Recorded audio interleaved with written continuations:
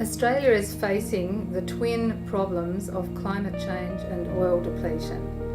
The Intergovernmental Panel on Climate Change have ended the debate. We know that climate change is real and urgent. If we don't act to address it, by the end of the century we will see global temperatures rise anywhere between 1.1 and 6.4 degrees, accompanied by a predicted sea level rise of almost a metre. Already, with less than 1 degree of warming, we are experiencing extreme drought, more intense and frequent bushfires, storms and floods.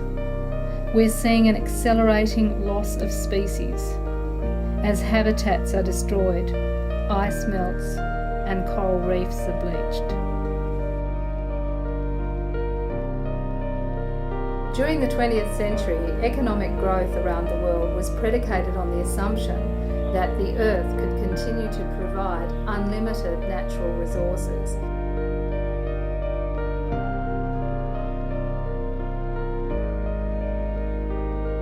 That the Earth's atmosphere could absorb unlimited greenhouse gases and other wastes.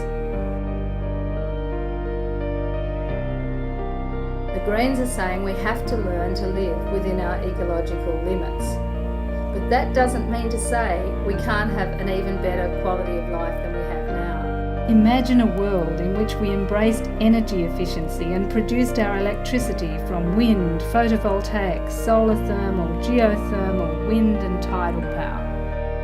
Greenhouse gas emissions from the transport sector are a significant contributor to climate change. We need to redesign Australian cities so that we invest heavily in public transport, in more bicycle ways.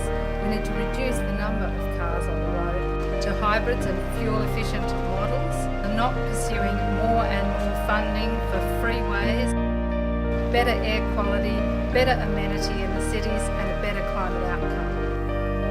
Forests with trees like this are huge carbon sinks. Saving old-growth forests is one of the fastest and most cost-effective ways of reducing greenhouse gas emissions. To re-energise the way we live. We can re-energise people, we can re-energise the Australian economy, and we can deal with climate change at the same time. The Greens offer this opportunity. We're the only party that's saying, look, let's face up to climate change, let's face up to oil depletion, let's recognise we've got significant problems in the Australian economy because we've become so dependent on resource extraction and the export of raw materials, and we've run down the education sector, we've run down the manufacturing sector. Let's rethink the whole thing.